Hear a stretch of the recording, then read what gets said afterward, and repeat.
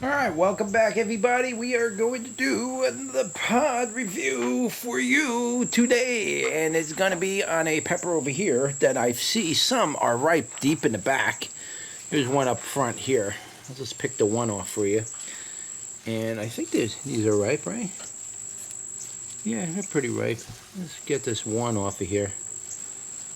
I'll explain to you what that is in a second once I get this thing off, and I'm snapping the whole plant in half because I just do it on a whim, guys. A lot of people are like, yeah, you take your peppers off this way. Yeah, you take your peppers off that way. Yeah. I just take them off, man.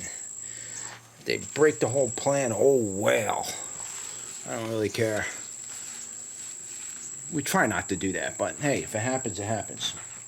All right, so what is this pepper? Well, this is called the mini chocolate bell, and generally they can get a couple of different shapes. They can get the 3 clovers on the bottom, or they could be just 2 lobes on the bottom and just be like that. I've seen them a couple of different ways. Sometimes they get kind of on a flat side. If you grow these in full sun, you'll get a much better shape to them, as far as looking more like a mini chocolate bell pepper. Like here's one here that looks like it's got a pretty good shape. These are kind of flat this year, but they can get like a nice round mini type of bell pepper shape, but they're usually pretty fat like this. And this is a sweet pepper. This is not a hot pepper, so we don't have to cover heat on this one. I'm going to try to give you a good view of this. Yeah, this year they're kind of more like on a flattish side, but like I said, these normally look like regular bells. And you'll either get 2 or 3 lobes on them. And these have all been 3 lobe, it looks like this year, but there'll either be 2 lobe or 3 lobe. And so that's it, guys. That is a gorgeous little mini chocolate bell.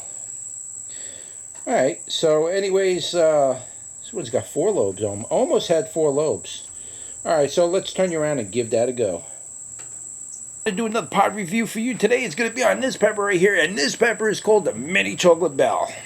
And I've done reviews, I believe, on this in the past, but I haven't grown this plant out in a couple of years, 2, maybe 3 years. So I figured I'd give it a grow again this year. We started again in pots. I like to grow my plants like this the first year, and then I bring them out the second year and let them go to full growth.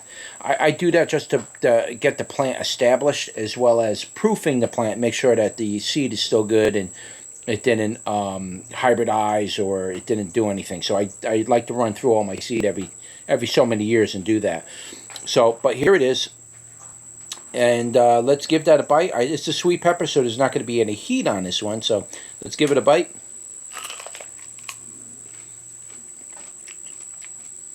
Wow, that thing was sweet, man. That thing was really sweet this year. I don't remember them being that sweet, but this year they were really sweet. So anyway, that's what it looks like on the inside.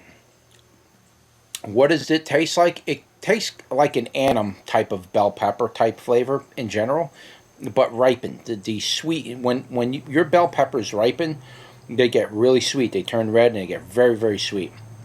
Just keep in mind, if you're not somebody who likes sweet peppers, you may want to eat these when they're still green yet. But eating them in between the green and the brown stage, you get awkward flavors. You got to wait till they either fully ripen or eat them when they're green. So I would imagine they taste like a green bell pepper.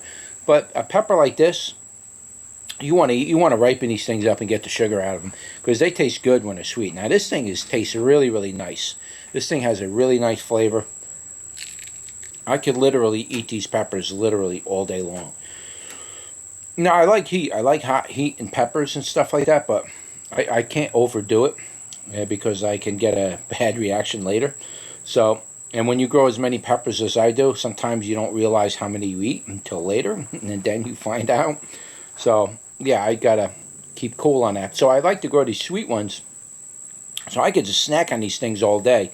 And I don't even have to worry about going in to make dinner or nothing, because I just ate about 10 bell peppers, you know. But this is a nice one, guys. This is a really, really nice pepper to grow. It can be extremely productive if you grow them outdoors and in full sun. And you grow them, give space around them. These plants can put out dozens upon dozens of these peppers, and you get a ton of them.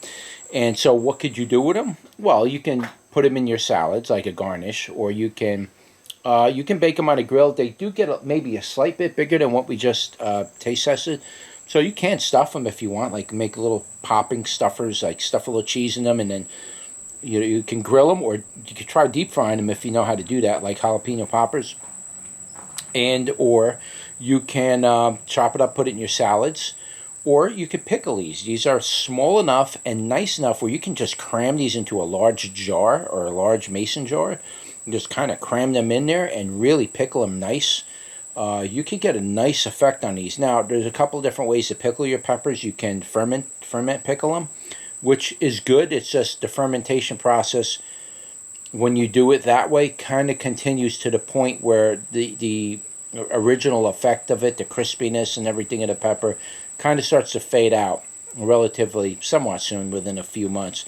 Whereas if you pickle your peppers using a vinegar type of solution, they'll last a long time and keep that crispness. So just keep that in mind when you're pickling. There's a couple of different ways to actually do it. Depends on what your thing is. I like to ferment pickle my peppers, which is a kind of a lot of work, but if you do it right, and you can pickle, like I'll take a jar, I'll throw my my sour gherkins in there, I'll throw a bunch of these peppers in there, I'll throw some dill in there, I'll pick some spices, I'll throw some other stuff in there, and I kind of just put that in my salt brine, and I just let it basically saturate for about a week or so.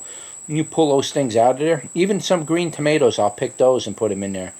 If you get them at the right stage and you pick them and put them in that solution, those are good, man. Those are really good.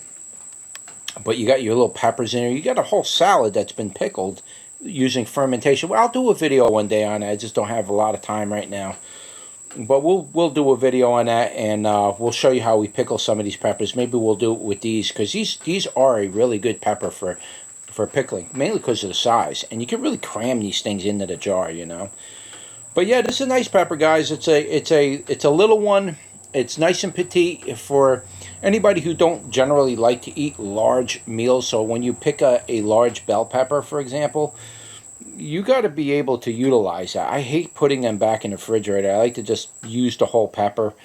And if you're just making a small meal for yourself and you're picking a large bell pepper and you just got to try it, doesn't the whole meal taste like bell pepper? It kind of just, the whole salad or whatever you're cooking kind of just gets offset. But with a pepper like this, you could just pick one or two small ones and add them to your cooking or your salad or whatever, and it's just for one meal, and it's perfect. It's not, you're not overdoing the flavor of that, But I definitely recommend this. I am selling seeds for this, by the way, on my website, so you can, I'll leave the link below, and you can go over there and buy seed for it.